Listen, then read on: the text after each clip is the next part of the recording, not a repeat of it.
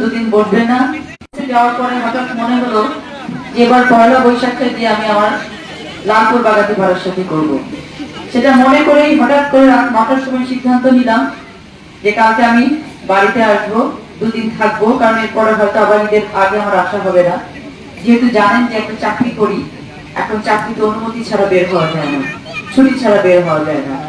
সেই কারণে হঠাৎ করেই আমার এই আশা, এবং এসেছি আপনাদের কাছে আপনাদেরকে আমার হৃদয়ের আন্তরিক ধন্যবাদ এবং কৃতজ্ঞতা জানাতে, যে আপনারা কথা দিয়েছিলেন, কথা রেখেছেন। আপনারা কথা দিয়েছিলেন যে আপনাদের সন্তানকে আপনারা বাংলাদেশের জাতীয় সংসদে পাঠাবেন, আপনারা সেটা পাঠিয়েছেন।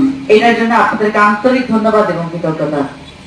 আপনারা কথা দিয়েছিলেন যে আপনারা ধানের শীষকে জয়যুক্ত করবেন, শহীদ প্রেসিডেন্ট জিয়াউর রহমানের প্রতি, বেগম খালেদা জিয়ার প্রতি, জনাব তারেক রহমানের প্রতীককে জয়যুক্ত করে আপনারা সংসদে প্রতিনিধিত্ব করতে পাঠাবেন।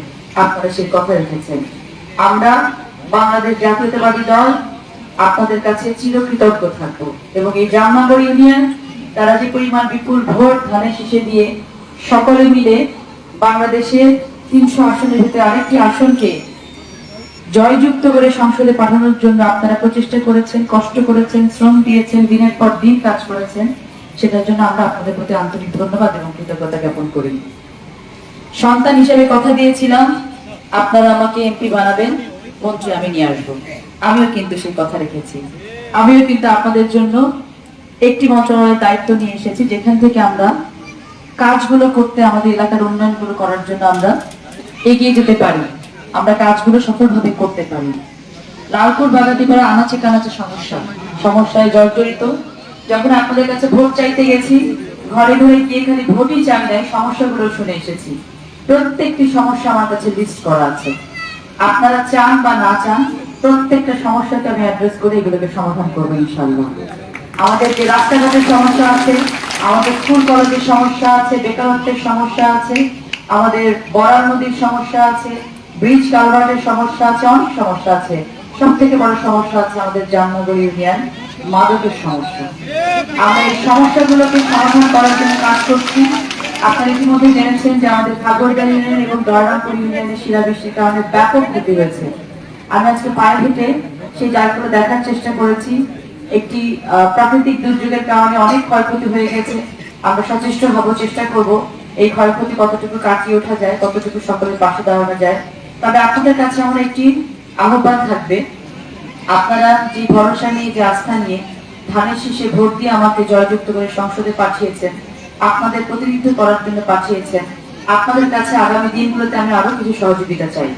এই সহযোগিতাটা হচ্ছে যে এই লালপুর বাগাতিপাড়া, আজকে এই জামনগর ইউনিয়নে আমাদের যে সংগঠন, যে সাংগঠনিক কাঠামো আছে, এই সাংগঠনিক কাঠামোকে আরো অনেক বেশি শক্তিশালী করার জন্য আপনারা প্রত্যেকে সচেষ্ট হবেন।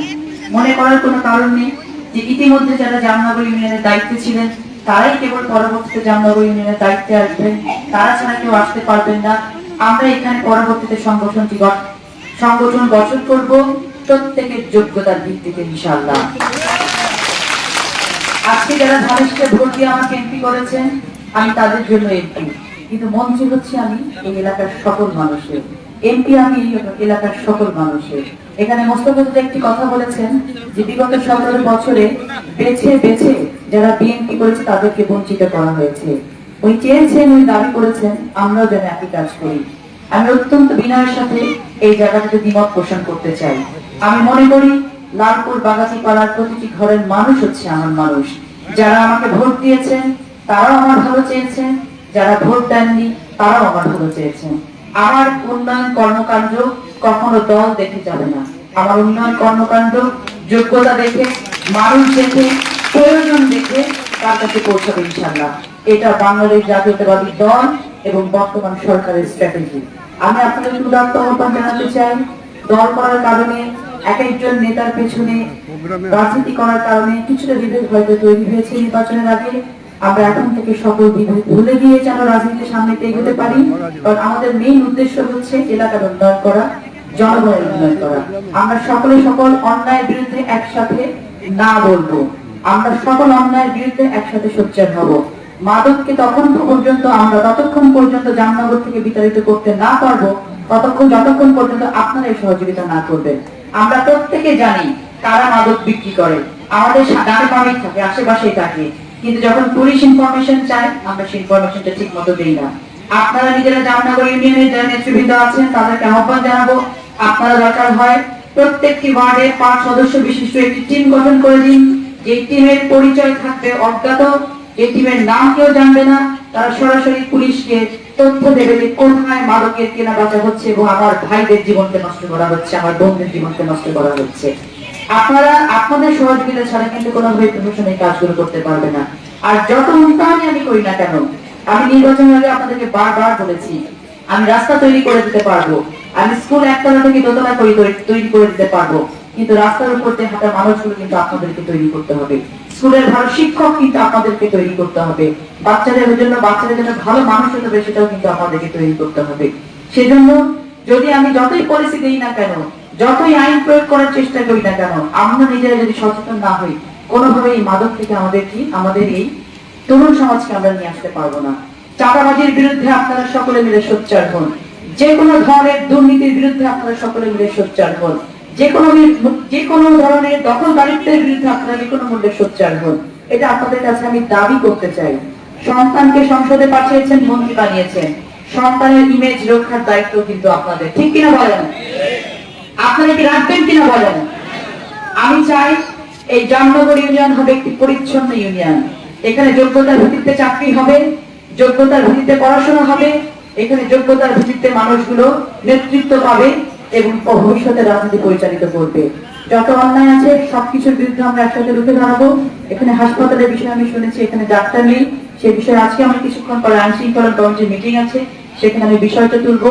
আপনাদের যার যেখানে সমস্যা আছে, ইউনিয়ন ভিত্তিক অবকাঠামোগত উন্নয়ন, রাস্তার সংস্কার, খাল বিল, ব্রিজ কালভার্ট, এগুলো লিস্ট করে আপনারা যার যার এলাকা থেকে এই ইউনিয়ন নেতৃবৃন্দের কাছে পৌঁছাবেন। তারা ইউনোর মাধ্যমে আমার কাছে পৌঁছাবে।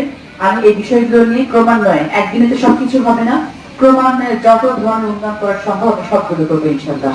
কিন্তু আপনাদেরকে কথা দিতে হবে যে আমি যেহেতু ঢাকাতে, এখন আপনারা জানেন যে একটি মন্ত্রণালয়ের দায়িত্বে থাকলে অনেক ব্যস্ততায় থাকতে হয়, সংসদ চলে, অনেক সময় আপনাদের টেলিফোনে আমি অ্যাটেন্ড করতে পারি না।